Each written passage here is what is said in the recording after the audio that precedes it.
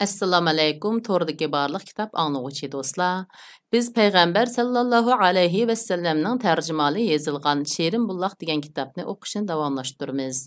Oldingi qitimda biz payg'ambarimiz sallallohu alayhi va sallamning oshkora da'vatga o'tgan yerlarini o'qib o'tdik. Endi davomini o'qiymiz. Islom da'vatini cheklash uchun qo'llanilgan chora-tadbirlar. Quraysh doiralari payg'ambar sallallohu alayhi va sallamni islom da'vatidan yoki mundaq ishlardan hech qaysini to'siy olmaydiganligini tushunib yetib, bu haqda qayta o'ylashib ko'rishdi va bu da'vatni unumli cheklash uchun tuvandagidek chora tadbirlarni tuzib chiqdi. Birinchi, masxara qilib kamsitish, yeklab chetga qiqish, yolg'onga chiqarish va kulkiga aylantirib ta'sirini yo'qotish. Ular bu usullar orqali musulmonlarni yetim qoldirmoqchi va ularning ma'naviy irodasini sundirmoqchi bo'ldi. Shunga ular payg'ambar sallallohu alayhi va sallamga o'rinsiz to'kmatlarni chaplab, uni sattillar bilan tilladi. Payg'ambar sallallohu alayhi va sallamni chaqirmoqchi bo'lsa, "Ey Majnun sarang" deb to'laydi. Sura Hijr 15-sura 6-oyatda. Ular aytdi: "Ey Qur'on nozil qilingan odam, sen haqiqatan Majnunsan." Ular yana payg'ambar sallallohu alayhi va sallamni sohir, kazzob deb ataydi. Alloh taolo sura Sadda buni zikr qilib, ularga o'zlarining ichidan bir ogohlantiruvchi, ya'ni payg'ambar kelganligiga ular hayron qilishdi. Kuffarlar aytdi: "Bu bir yolg'onchi sehrgardir." Qur'on Karim sura Sad 38-sura 4-oyat. Qurayshlar bu ig'volarni butun kuchi bilan tarqitishga boshladi. Ular payg'ambar sallallohu alayhi va sallam bilan uchrashganda hilila yevitidigandek hömeyib g'azab bilan qaraydi. Kuffarlar Qur'onni anglagan chaqlarida sana bo'lgan dushmanligining qattiqligidan yomon ko'zlari bilan seni yiqitishga tas qoladi. Seni shubhisizki bir majnun deyishidi. Qur'on Karim sura Qalam 68-sura 51-oyat. Payg'ambar sallallohu alayhi va sallam ojiz, miskin sahobalari bilan billa o'ltirsa, ular mazoq qilib, "Alloh oramizdan hidoyat qilish bilan in'om qilgan kishilar mushlarmi?" deyishatdi. Alloh taolo bularga javoban, "Alloh shukr qilg'uvchilarni obdan bildi emasmi?" dedi.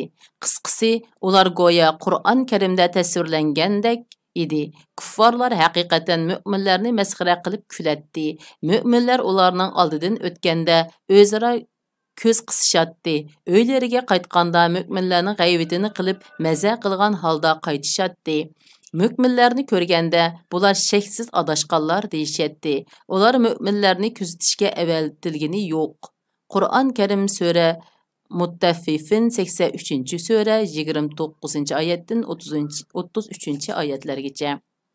Ikkinchi, islom ta'limotlarini xunuklaştırib, gumon va shak shubha paydo qilish, yolg'on tashviqot tarqitib, asossiz qoidalarni o'ydirib chiqarish va payg'ambar sallallohu alayhi va sallamning shaxsiyati to'g'riliq to'kmat va fitna ig'volarni tarqitib, ommaga uning da'vatining mazmunini mulohiza qilishga fursat bermaslik.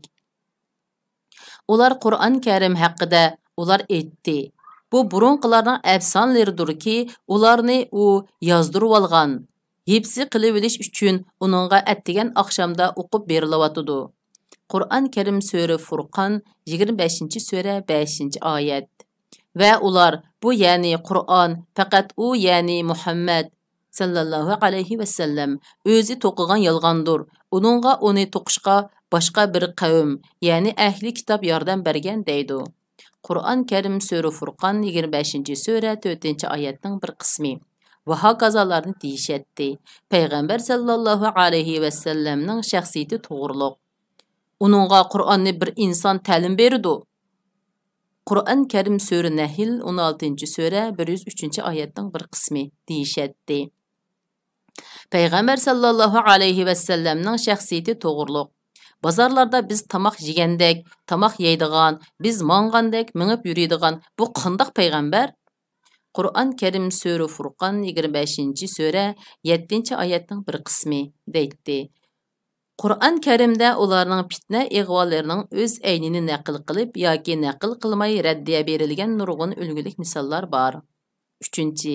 Qur'on Karimga burunqilarning so'z cho'chaklari va afsonalari bilan taqobil turish va xaloyiqni ashu hikoya afsonalar bilan Qur'on Karimga berilishdan to'sish. Aytilishicha, Nazri ibn Haris Quraysh jamoasiga: "Ey Quraysh xalqi, qasam qilamanki, sizlarning beshinglarga og'ir mushkulat keldi. Sizlar texicha uning chorasini izlamayapsizlar. Muhammad sallallohu alayhi vasallam aranglardagi hamma e'tirof qilgan rostchil va omonatga vafo qilgan bir obdan yigit edi. U beshiga oq sanjiganda iliq yo'chun gaplarni ko'tarib kelivdi. Sizlar uni sehrgar dedinglar. Azbiroyi Xudo, u hargiz sehrgar emas. Biz sehrgarlarning dam solganlarini va banit qilganlarini ko'rganmiz. Yana kohin dedinglar. Qasam qilamanki, u hargiz kohin emas. Biz kahinlarni va ularning bo'g'ilib siqilganliklarini ko'rgan va ularning qoida so'z iboralarini anglagan. Uni shoirmi dedinglar? Qasam qilamanki, u hargiz shoir emas. Biz she'r turlarining hammasini bilamiz. Sizlar uni Majnun dedinglar. Yo'q, Alloh bilan qasamki, u hargiz Majnun emas. Biz Majnunlarni ko'rgan. Muhammad sallallohu alayhi vasallam Majnunlardek bo'g'ilib o'ziga o'zi so'zlab, poqqa purchoqni ilashtirib yurmasa, ey Quraysh jamoasi, sizlar bu ishqa sal qaramanglar. Azbiroyi Xudo, sizlar cho'ng mushkulga duch keldinglar dedi. Andin u Hiraga berib u yerda Paris xon ordisi hikoyalarini, Rustam, İstifendiyarlarning jang nomlarini o'rganib yodga ilib keldi. Shundan keyin payg'ambar sallallohu alayhi vasallam har qanday bir joyda sorun tuzib kishilarni Alloh taolo tarafga chaqirib yoki Alloh taoloning azobidan ogohlantirib o'ltirsa, orqadanlar Nazri ibn Haris tap bostirib kelib: "Azbiroyi Xudo, Muhammad sallallohu alayhi vasallam texi sizlarga mendek laziz gaplar so'zlab bermidi" deydi. Andin ularga Paris xon ordilarining hikoyalarini, Rustam istifendiyarlarning jangnoma afsonalarini so'zlab beradi. Andin u Muhammadning sallallohu alayhi vasallam deganlarining buning oldida qanchalik qizig'i bor ha deb mag'rurlanib ketadi. İbn Abbas raziyallohu anhudan naql qilingan bir hadisda Nazri ibn Haris bir qancha naqshchi dedekni setib olgan bo'lib, u biror kishi Muhammad sallallohu alayhi vasallam bilan yiqilishibdi deb anglasa, ashu qizlardan birini chiroyli jabdib uning keyniga silib qo'yadi-da, u qiz hiliqi kishiga naqsha aytib, usul o'ynab berib, uningdagi islomga bo'lgan moyillik yo'qolganga qadar hamroh bo'ladi deyilgan. Nazri haqida tuvandagi oyat nozil bo'ldi. Ba'zi kishilar bilimsizlikdan kishilarni Allohning yo'lidan ozdirish uchun behuda gaplarni setib oladi va Allohning yo'lini masxara qiladi. 4. Putushish. Ular bu o'yin orqali mushriklarmi ba'zi xurofotlarini tanlash, payg'ambar sallallohu alayhi vasallam da'vat moddalarining ba'zilarini amaldan qoldirish badaliga islom dini bilan kufri jaholatini tor ko'chada uchrashtirib, yapsalab ko'rishtirmoqchi bo'ldi. Alloh taolo bu haqda mundoq deydi: "Ular sening o'zlari bilan madara qilishingni, shuning bilan o'zlariningmi sen bilan madara qilishni orzu qiladi."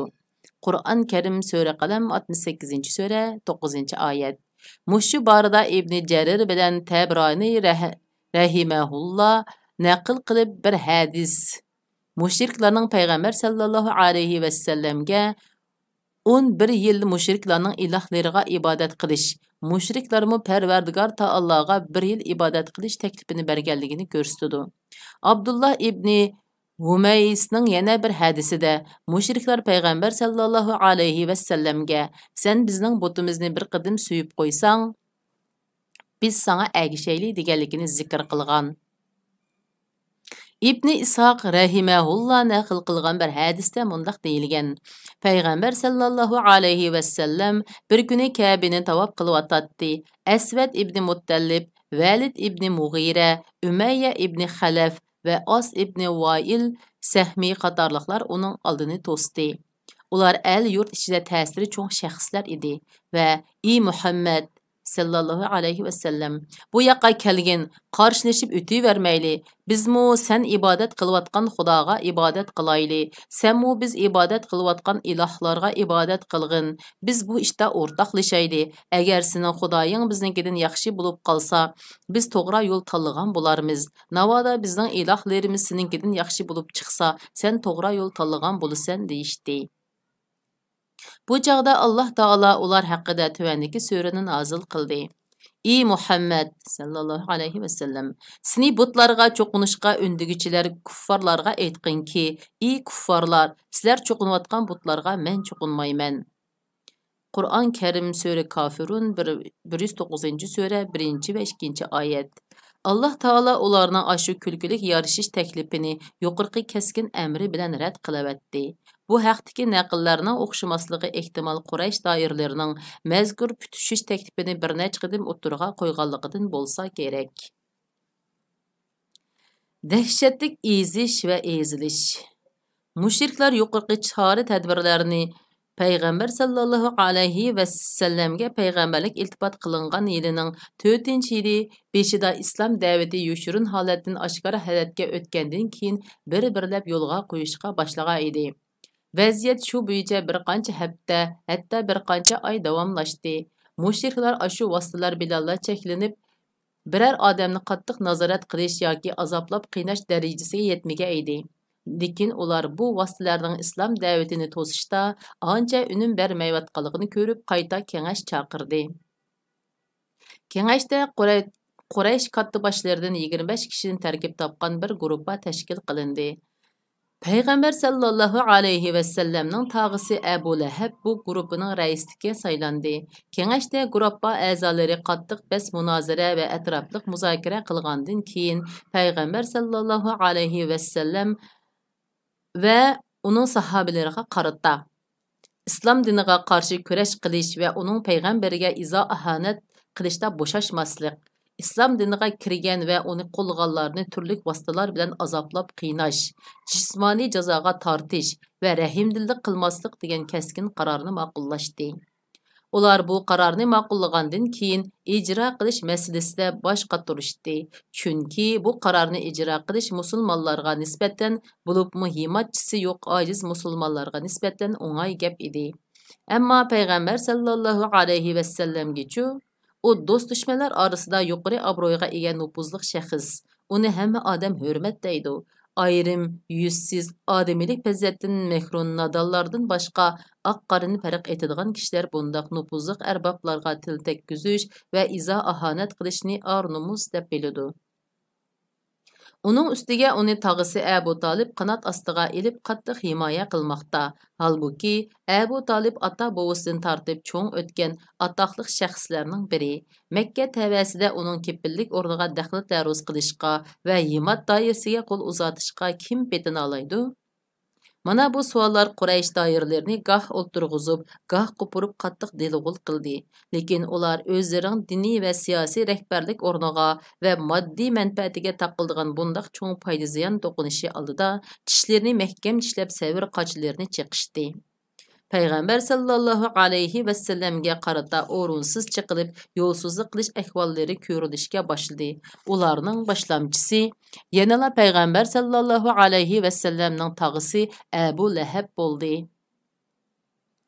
U Quraysh doiralari yuqorqi qarorni chiqarib da'vatni cheklashdan burunla Peygamber sallallohu alayhi ve sellem oshkora da'vatga o'tgan tunji kuni o'zining pozitsiyasini ochiq bildirgan edi. Oldingi boblarda uning Bani Hashim jamiyatining ayrim yig'ilishida va Safa teg'idagi yig'ilishda Peygamber sallallohu alayhi ve sellemga qo'pollik bilan azor berganligini tilga ilib o'tgan edi. Yana boshqa rivoyatlarda u ashu Safa teg'idagi yig'ilishda quliga tosh ilib Peygamber sallallohu alayhi ve sellemni urmoqchi bo'lganligi zikr qilindi. Abu Lahab Peygamber sallallohu alayhi ve sellem Peygamber bo'lishdan ilgari ikki o'g'li Utba va Utaybalarga Peygamber sallallohu alayhi ve sellemning ikki qizi Ruqiya va Ummu Gulsumlarni ilib berib, kelin qilib olgan edi. Peygamber sallallohu alayhi ve sellem peygamber bo'lgandan keyin u ikki o'g'liga qo'pol so'zlar bilan bisim ishiltib, Peygamber sallallohu alayhi ve sellemning qizlarini taloq qilg'izvatdi. Peygamber sallallahu aleyhi ve sellemning ikkinchi o'g'li Abdullah qazo qilib edi. Abu Lahab xo'sh bo'lgandan miyiqida kulib, maslakdoshlariga Muhammadning sallallahu alayhi ve sellem nesli quridi deb o'y kirib xabar yetkizdi. Aldınqı bablarda Abu Lahabning haji mavsumi mezgilda va bozor rastalarda Peygamber sallallahu alayhi ve sellemning so'zlarini ta'tur talash uchun uning keyindan so'rilib yurganligini bayon qilgan edik.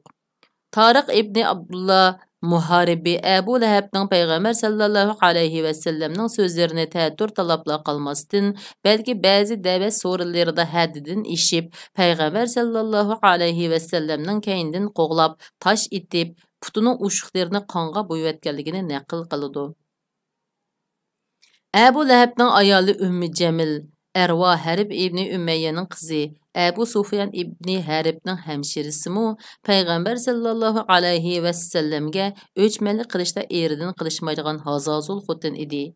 U jangaldan sho'xlat tikkanlik shoxlarni alaydan yudib akilib, kechsi Peygamber sallallahu alayhi ve sellemning eshik darvozalarini chitlab qo'yatdi. U eshik oldi yo'llariga chachatdi. U qattiq yuzsiz xotin bo'lib, sababsizda Peygamber sallallahu alayhi ve sellemga til salatdi. Ig'vo tarqitib fitna fasod o'chiqiga o't yoqatdi va Peygamber sallallahu alayhi ve sellemga qarata keng ko'lamlik jamoat fikri urushi qo'zg'ash ko'yida yuratdi. Shuning uchun Qur'on Karimda bu xotin o'tin to'shug'ichi. Qur'on Karim sura Masad 111-sura 4-oyatning bir qismi, ya'ni suxanchi deb ayıplendi. Bu ayol Qur'on Karimdagi o'zi va eri to'g'riliq nozil bo'lgan oyatlarni anglagandan keyin Peygamber sallallahu alayhi ve sellemni izlab keldi. Bu chaqda Peygamber sallallahu alayhi ve sellem Beytul Haramda Kabe'ning hinda Abu Bakr radhiyallohu anhu bilan o'ltiratdi. U xotinning qo'lida bir changal sheg'il tashmi bor edi. U Peygamber sallallahu alayhi ve sellem bilan Abu Bakr o'ltirgan yerga kelib edi. Allah Taala uning ko'zini Peygamber sallallahu alayhi ve sellemdan banit qilib etgan chig'i u Abu Bakr radhiyallohu anhudan o'zgini ko'rolmadi. Shunga u: "Ey Abu Bakr, boyamqi hamrohing qini? U meni hajvi qilib tikanmish. Azbroy Xudo, men uni mushu peti topalasam, tosh bilan uning eg'izini yer o'tatdim. Bilamsan, men mu shoirag'u" dedi. Shu chaqda Abu Bakri: "Ey Rasululloh, u xotin seni ko'rmadimi qandoq?" dedi. Peygamber sallallahu alayhi ve sellem: "Rost, u meni ko'rolmadi. Allah uning ko'zini mendan banit qilib etdi" dedi. Abu Bakri Bezzarımı bu qissani naql qildi. U qissada Ummu Jamil Abu Bakr radhiyallohu anhuning oldiga kelib: "Ey Abu Bakri, sening hiliqi odaming bizni hajvi qilib so'z to'qibdi" degan Abu Bakr radhiyallohu anhu: "Yo'q, mushu bino Kabening Parvardigori bilan qasam qilamanki, undaq ish yo'q. U hajvi qilib she'r to'qimaydi. Hatto she'r deganlarni eg'izg'im olmaydi" degan Ummu Jamil. "Sen qo'y rost aytsan" degach qaytib ketgan deyiladi. Abu Lahab Peygamber sallallahu alayhi ve sellemning o'z tog'isi va tam qo'shnisi turuqliq yot qo'shnilariga o'xshashla ashundaq aziyatlarni qilatdi. Ibn Ishoq rahimahulloh mundaq deydi: Peygamber sallallahu alayhi ve sellem'den qusur izlab, uning uyigacha bostirib kirib, o'rinsiz jidal terib, aziyat qilganlardan Abu Lahab, Hakam ibn Abil As, Uqba ibn Abi Muayt, Adi ibn Hamra Usaqi va ibn Asta ul-Fuzali qatorliqlar bor edi. Bular Peygamber sallallahu alayhi ve sellem'ning yaqin qo'shnilari bo'lib, Hakam ibn Abil As'dan boshqalari islomga musharraf bo'lolmagan. Ularning biri Peygamber sallallahu alayhi ve sellem namoz o'qiyotganda qo'yning hamrohini, qo'za tug'ilgandan keyin tushadigan nijosat qo'y hamrohi deb ataladi. Qo'yning hamrohini akilib uning dolisiga artib qo'ysa, yana biri hiliqib paskana narsini uning qaynayotgan qozoniga tashlab qo'yatdi. Hatto Peygamber sallallahu alayhi ve sellem Pəxəsrək namaz oxuş üçün ayrım hücra tayyorlagan edi. Bu çağda Peygamber sallallahu alayhi ve sellem ular taşlagan hiliqi paskana narsini tayoqda ilib ishik tüviga ochiqib: "Ey Abdumanaf jamiyati, mushmu qo'shnidorchilikmi?" deydi va yiroqqa etib kirib ketadi. Uqba ibn Abi Muayt şaqavat və bədbəxtlikdə həddidən aşqan məlun idi. İmam Buxari rahimehullah Abdullah ibn Məs'ud raziyallahu anhudan naql qilingan hadisda mundaq deyiladi. Rasulullah sallallahu alayhi ve sellem bir günü Beytullah'ның yanında namaz o'qiyotdi.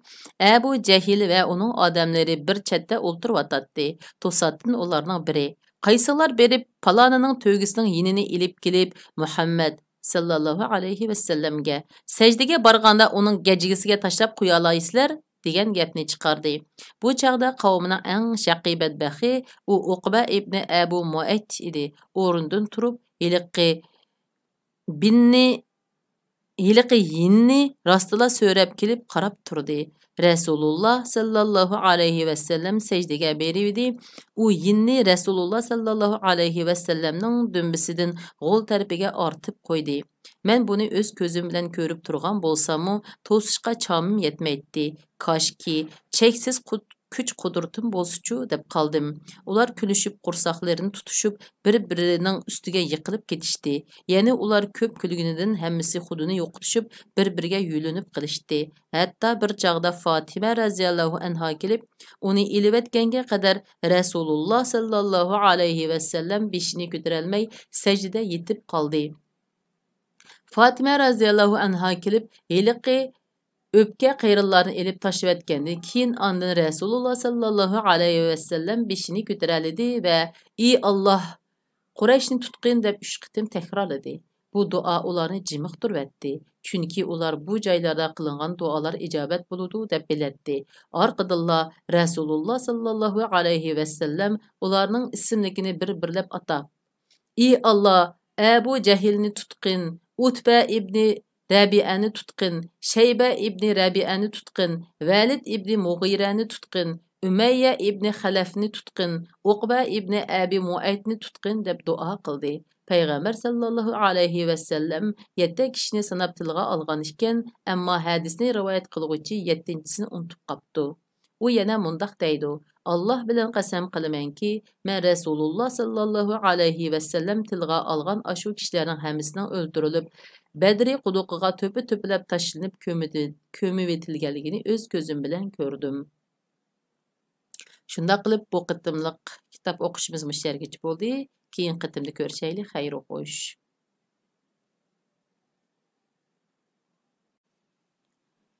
Assalomu alaykum, to'g'ridagi barliq kitob anglovchi do'stlar. Biz payg'ambar sallallohu alayhi va sallamning tarjimahali yozilgan Sherin buloq degan kitobni o'qishni davomlashtiramiz. Aldınqı qismida payg'ambarimizning oshkora da'vatga o'tgandan keyin chekkan arziyatlarni o'qib o'tgan edik. Endi davomini o'qiymiz. Umayya ibn Xalaf payg'ambar sallallohu alayhi va sallamni ko'rsila mazoq qilib ko'z qisatdi va masxara qiladi. Buning haqida kishilarni ayiblig'ichi suxanchiga voy. Qur'on Karim sura Humaza 104-sura 1-oyat degan oyat nozil bo'ldi. Mazkur Umayyaning qeyrindishi Ubay ibn Xalaf va Uqba ibn Abi Muaytlar ayni bir jangalning bo'rilari edi. Bir qitim Uqba payg'ambar sallallohu alayhi va sallamning majlisida uning vaz nasihatlariga quloq solib o'ltirib qoladi. Buni Ubay uqqandan keyin Uqbaga qattiq tapotana qilib ochiqlaydi va uningdan payg'ambar sallallohu alayhi va sallamning yuziga mishqirib tukurishini talab qildi. Shuning bilan Uqba Ubayning deganida qiladi. Aytilishicha, mazkur Uqba ibn Abi Muayt Ubayning talibi bo'yicha payg'ambar sallallohu alayhi va sallamning yuziga nechirat tukurgan bo'lsa-mu, ammo uning nejis tukurigi payg'ambar sallallohu alayhi vasallamning yuziga tushmagan.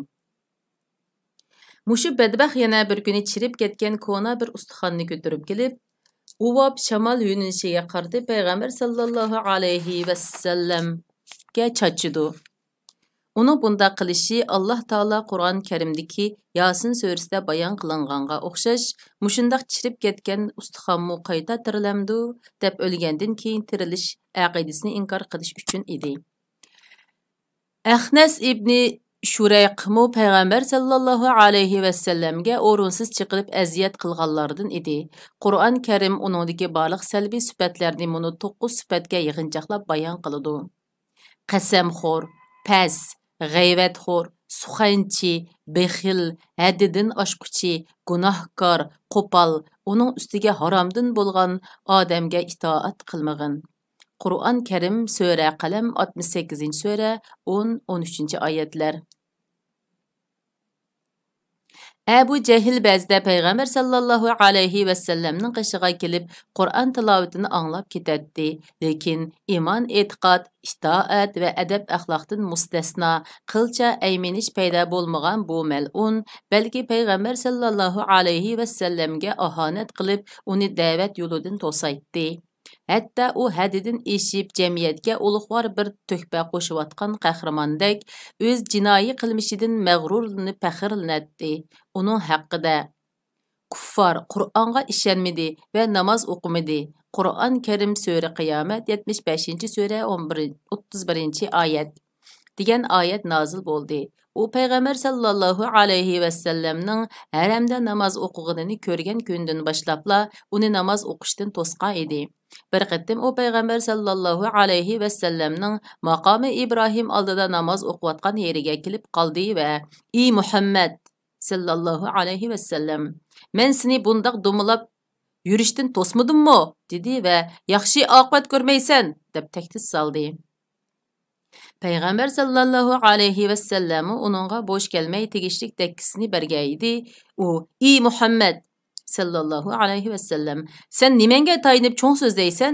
Bilamsan, men mushu vodidagi so'rindoshlari va qo'llag'uvchilarini demakchi eng ko'p odamman" dedi.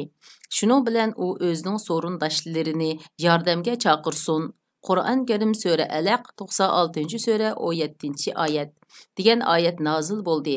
Yana bir rivoyatda bu chaqda payg'ambar sallallohu alayhi va sallam uningga "Voy sening holingga, voy sening holingga, voy sening holingga" degach uning po'kindan siqib yerga atgan. Bu chaqda Xudoning dushmani mal'un Abu Jahl "Ey Muhammad sallallohu alayhi va sallam, sen cheg'ingda meni qo'rqitman demsan, azbiray Xudo, sen va sening Parvardigoring meni hech nim qilolmaysizlar. Men mushu ikki tog' o'ttirsidagi eng nupuzliq odamdirman" deb ko'ranglagan. Bu ablaq dakkisini yegandan keyin ho'shin tepish oyoqda tursin, balki texmu haddidan oshdi. Imom Muslim rahimahulloh Abu Hurayra roziyallohu anhudan naql qilgan hadisda mundaq deyiladi. Bir kuni Abu Jahl Muhammad sallallohu alayhi va sallam ko'z oldimizda yerga usib yuzini to'piga pushilab yuriyotidi. Shundaqmi? dedi. So'zni anglab turganlar shundoq dedi. U Lat Uzra butlarning nomi bilan qasamki, amdi uning shundoq yo'chin ishlarni qilib yurganini ko'rsam, uning gajgisiga rosa dassab, uning yuzini to'piga obdaroq melab qo'yman dedi. Va udul payg'ambar sallallohu alayhi va sallamning hiniga keldi. Bu dal payg'ambar sallallohu alayhi va sallamning namoz o'qiyotgan vaqti edi. Shuning bilan u payg'ambar sallallohu alayhi va sallamning gajgisiga dasmakchi bo'lib keldi. Ko'pchilik qarishib turadi. Ushtumdut uning qo'li bilan bir narsadan mudofialanib kayniga dojig'anligi ko'pchilikni hang-tang qoldirdi. Bir qancha kishi uning oldiga berib "Ey Abu Jahl, nima bo'lding?" deb so'rashqaydi. Abu Jahl Muhammad sallallohu alayhi va sallam bilan mening o'tiramga yalqullab turgan bir o'tliq xandak paydo bo'ldi. Mana bular o'tning uchqunlari dedi. Shu chaqda payg'ambar sallallohu alayhi va sallam agar Abu Jahl menga yaqinlab kelavergan bo'lsa, farishtalar uni titma qilib parchalab bitadi degan. Mana bu nahaq aziyat kulfatlar, eg'ir haqoratlar, o'rinsiz chiqilish va dil azor farishtalar payg'ambar sallallohu alayhi va sallamning Makka jamiyatidagi yuqori tuvan hamma odamning qalbida izzat va hurmat supsidan o'rin olgan kishi turuqliq Makka aqsoqqollari ishida ta'siri eng cho'ng va eng obro'li shaxs Abu Talibning himoyasiga olgan turuqliq tortgan aziyat kulfatlaridir. Ammo musulmonlar bo'libmi egicha qiz ojizlar va himoyachisi yo'qlarga nisbatan mazkur qarorning ijrosi texmi eg'ir ham ichinishlik bo'ldi. Payg'ambar sallallohu alayhi va sallamga har tarafdan besim va izo ahanatlar yig'iyotgan shu kunlarda har qaysi qabila o'z tavasidan İslam diniga kirgan yoki moyil bo'lganlarni sezgan hamon turli qabih vositalar bilan qiynab jazoga tortdi. Qabila tavalliki bo'lmaganlarni jamiyat tashqallari va quldor xo'jayinlar o'zlari xohlagancha qiynab azobladi. Bu vahshiyona qilmishlar va ichinishliq jarayonlar ni tash yurak odamlarni ichindirdi va tinini churkandirdi albatta. Abu Cehil öz təbəsində nüfuzluqraq yoki himayçiləri küçlükrak kişilərdən musulman bolğununu anlasa, berib agahlandırış berətdi yoki onun bilan münasibətni üzüb, onunğa iqtisadi və ictimai cəhətdə zor ziyan yetadiganlığını uqtiratdi. Navada cəmiyyətdə ornu yox və aciz kişi musulman bolsa, onu kelginincə qol silib uratdi və başqalarını onlarga qarşı hərəkət qilishqa küçkürtətdi. Osman ibn Affan raziyallahu anhuni onun tağısı xurma şaxlardan to'qilgan chig' palazga yo'gab, ostidan is qo'yib azobladi. Mus'ab ibn Umayri raziyallahu anhuning onasi uning musulmon bo'lganligini uqqandan keyin uningga non bermay necha kun och qo'ydi va uni uydan qo'g'lab chiqarib sargandonlik yo'liga haydavatdi. Şunun bilan açlıq və dala turmuşning dastidan yılan teri tashlagandek uning bir qat terisi suyulib tushdi. Halbuki uning oilasi xili zardor holliq oila edi. Bilal raziyallahu anhu asida Umayya ibn Xalafning quli edi. U musulmon bo'lgandan keyin Umayya uni bo'ynidan arg'amcha bilan bog'lab, kapsiz balalarga tutib beratdi. Nadan go'dak balalar Bilalni Makkaning tog'larida so'rab yurib, uning bo'ynini zida qilib etdi. Keştiki balalar zerikip qaytib kelsa, Umayya ibn Xalaf uni mahkam bağlab etib hargacha uratdi. Ba'zida tumuz kunlari uni aptapqa qaqlab qiynasa, yana ba'zida non bermay imondan yansang non yeysan deb turib Uningdimi ichinishliq bo'lg'ini, u har kuni kun rasa qizg'anda Bilalni bog'lab, Makkaning seyga chiqib yotqizib, maydisiga qattiq qizg'an qoram toshlarni ilib qo'yatdi.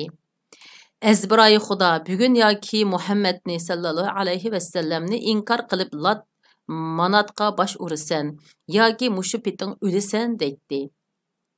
Bilal mushundaq eg'ir azob ichida Ahad bir, Allah bir deb turatdi.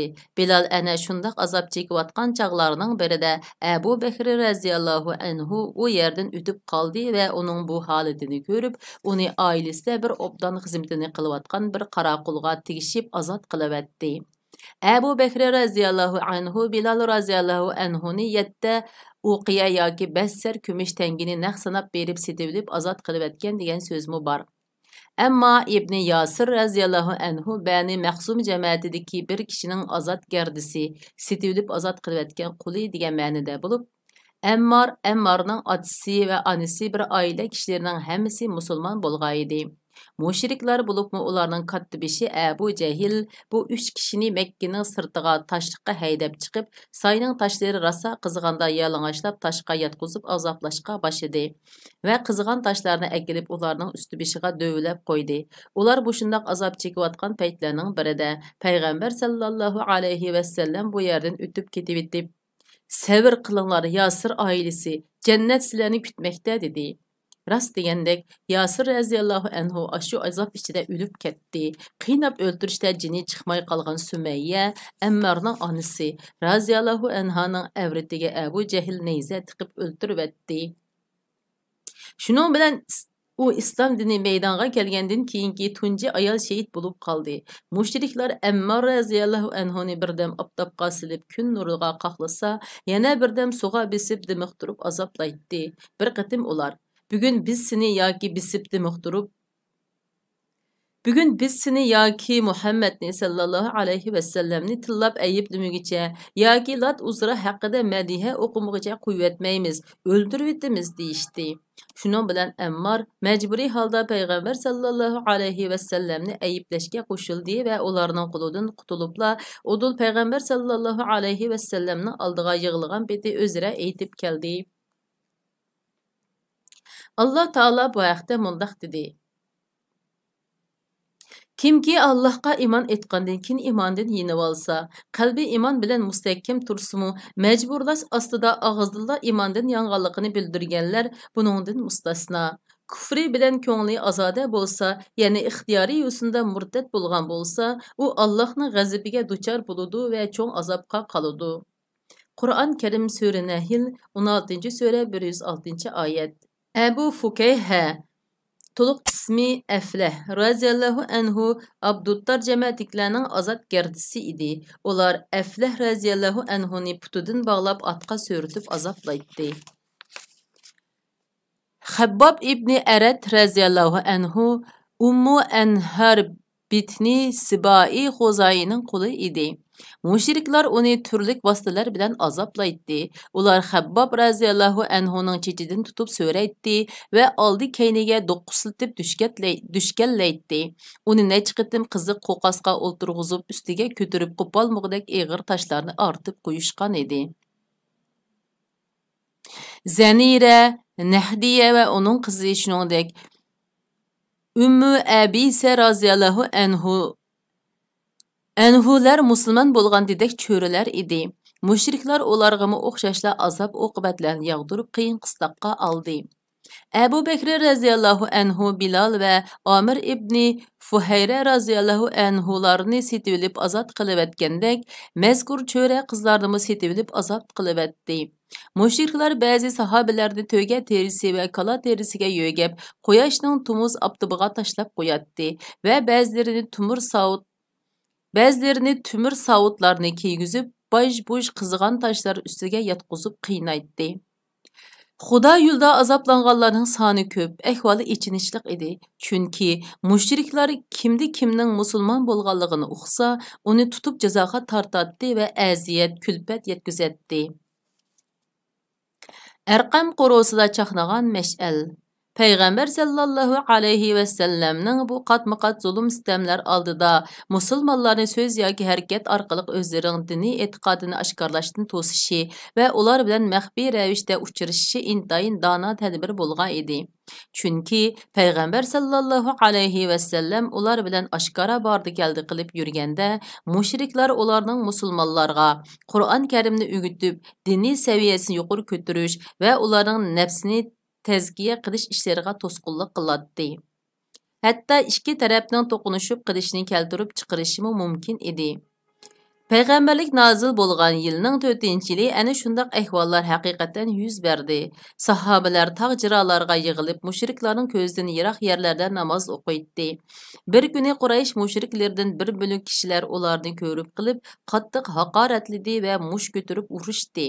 Urush talash tortish jarayonida Said ibn Abi Waqqas raziyallohu anhu mushriklardan bir kishini urib yaralandirib qo'ydi.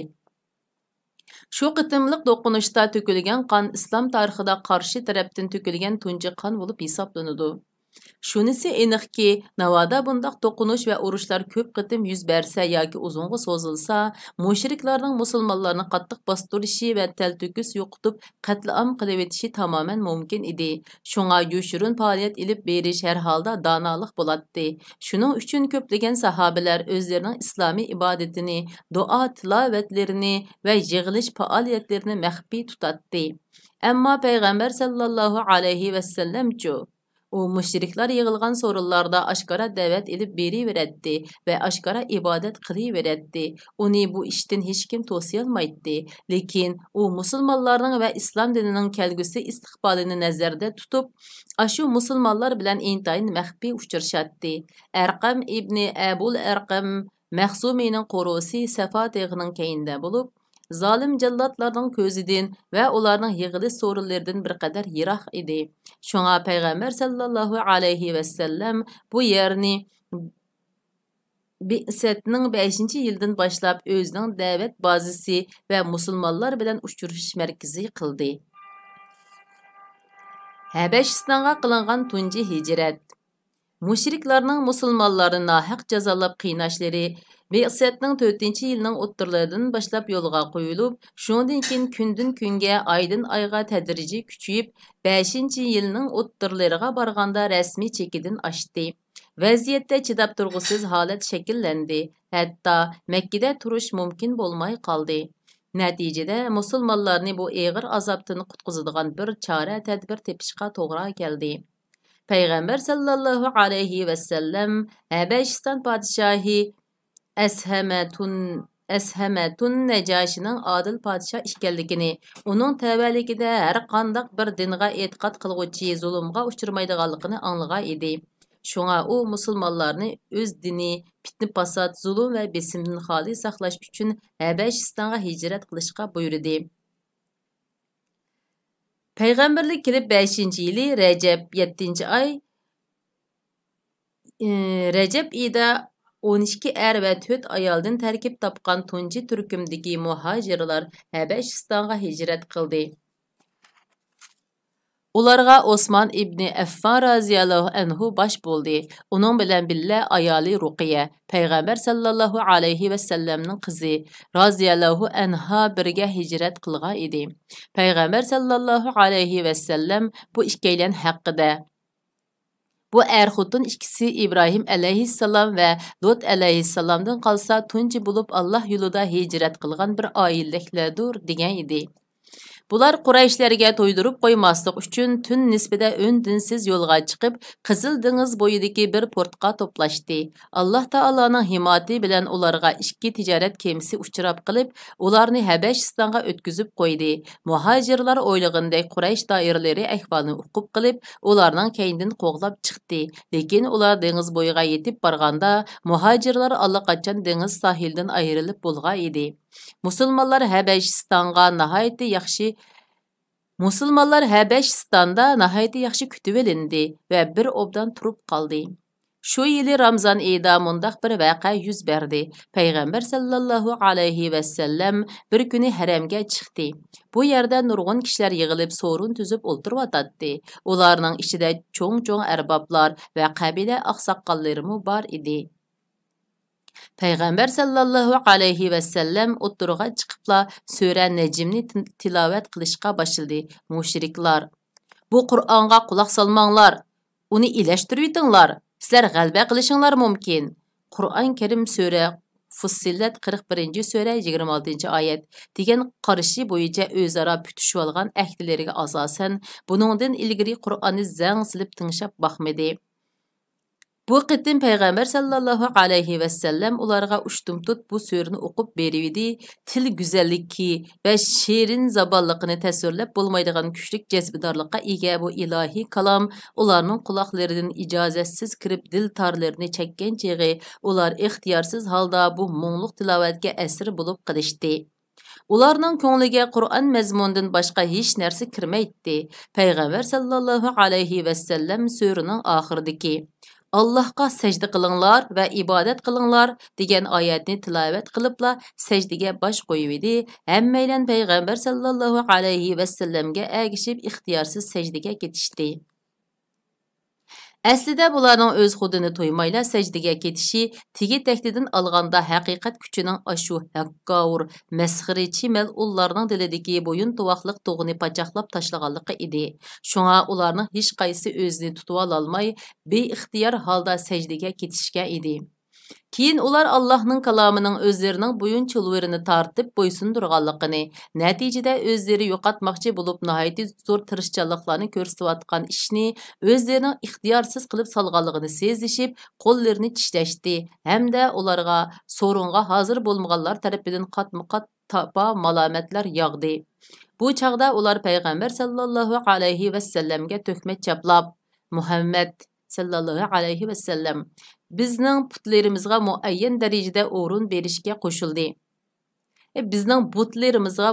darajada o'rin berishga qo'shildi.